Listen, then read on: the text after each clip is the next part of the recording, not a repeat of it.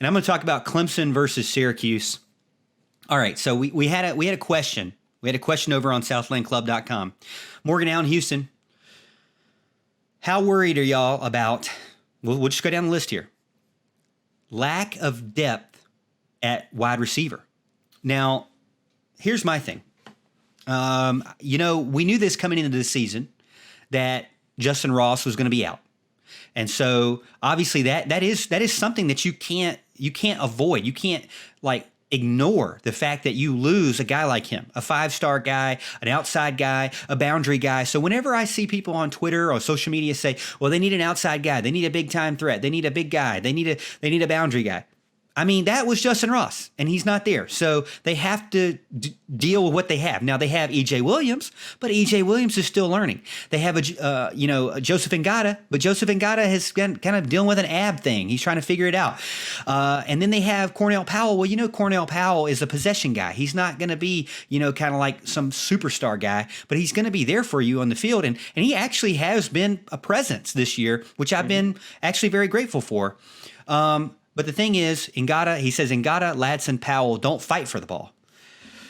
I don't know if I would necessarily agree with that. I mean, I think that they probably drop balls, in some cases. Now, I did a Twitter poll that said, what do you think Clemson needs to clean up? Overwhelming majority said wide receivers need to clean up catching the ball.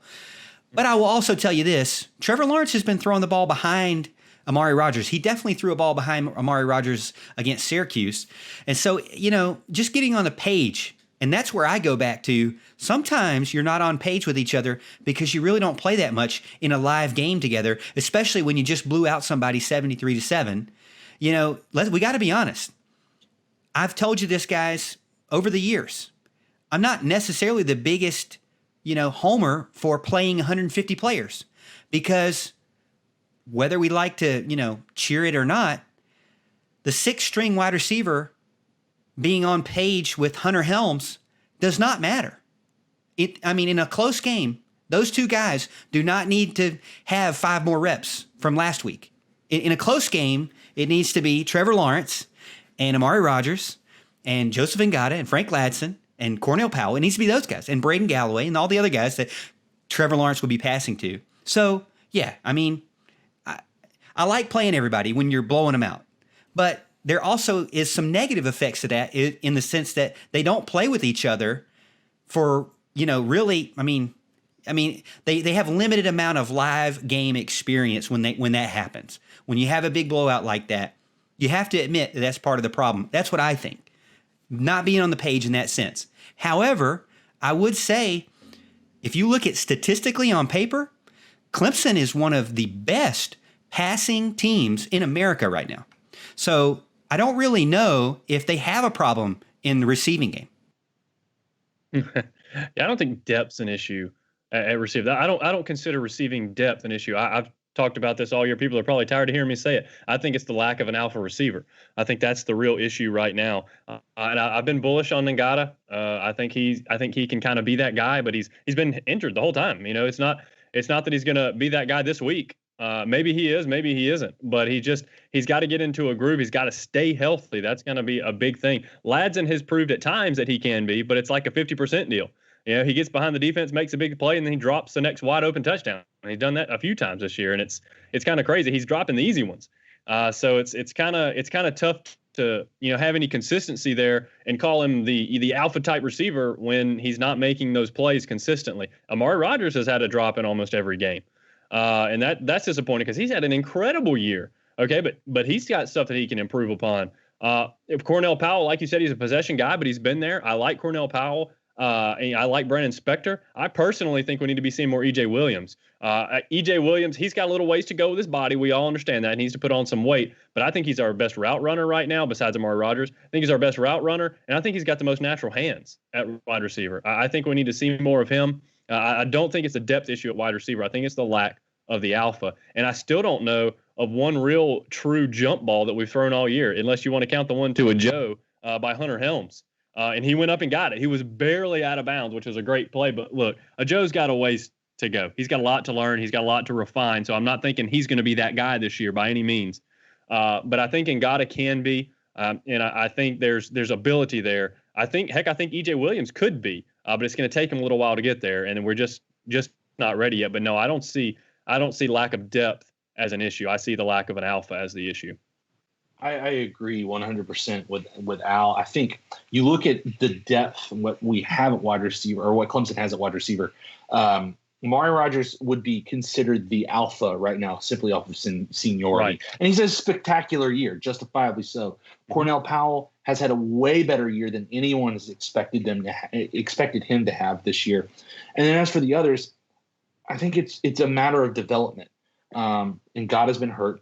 He said, give him time. I feel like he's got to get a couple games into the groove where he's actually on the field more, where he's actually getting some passes thrown to him. We haven't targeted him that much, or Clemson hasn't targeted him that much. With EJ Williams, he could be an elite wide receiver really, really quickly. He's similar. The way that I look at his development, he could be similar to Travis Etienne, where he's got flashes at the beginning of the career, and then at the end of the year, he starts to kind of put it all together and become that alpha for the team. Same with the others that we have out there. Brandon Spector being a possession guy. And then the other part about this is the tight ends as well. I think right now, and I'll get into this more, the frustrating part of this is outside of Amari Rodgers, the alphas for Clemson are your tight ends. The tight ends that Clemson has are two great receiving and great blocking tight ends, and Braden Galloway and Davis Allen, and even J.C. Chalk. He's done pretty well as well. You need to get them the ball, and you need to be creative with your tight ends that Clemson has, and that's the way that Clemson needs to approach this. Well, Davis Allen has jumped Chalk for sure, and it looks great. The guy got a touchdown last weekend. The question really was a lack of a deep threat receiver. I went and looked statistically. Clemson, first in the nation in passing plays of 20-plus yards, 35 total. Clemson, fourth in the nation in passing plays of 10-plus yards, 81 total this season. So, I mean, what's a deep threat? Are you talking like 50 yards? You have to look at, there's not a lot of teams out there throwing consistently 50, 40-plus yards out there. Clemson's getting number one in the nation in 20-plus yards, but less than 30. I would say, you got to give some credit there to this Clemson wide receiver group. And I think that, but there are some things that need to be corrected. But I don't think it has to do with the wide receiver core. And a lot of people said, why are all these flats? Why are they always throwing to the short flats? Why are they always throwing to the short sidelines? Well, when you look at it, there's a big problem with Travis Etienne in the run game, which I'll get into in a minute. So hold on to that. Parking lot that idea. Put it on a Post-it note. Wait for this. But Travis Etienne's strength, one of his strengths, is catching out of the backfield and using himself in one-on-one situations and just getting by everybody, blowing past everybody, making one man miss and going on, right? He needs to catch the ball out of the backfield, and he's going to do that in the short range area, right? Typically to the sideline. Well, if you look at Amari Rodgers is built a lot like Travis Etienne in the sense. So those two guys, pretty similar in build.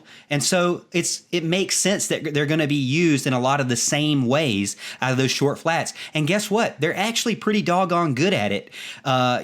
These plus 10-yard passes and plus 20-yard passes, a lot of them are actually not starting past the 10-yard line. A lot of them are starting at the line of scrimmage, and they're making their way, weaving their way to that first down, and it's called a pass, even though it's a kind of a sideways pass, right? So right. I think you got to give them a lot of credit. I know it kind of looks frustrating to see the same kind of things, but that's the personnel you guys have. I mean, you guys are talking about it. There's no Justin Ross, Ngata, Ladson, Powell.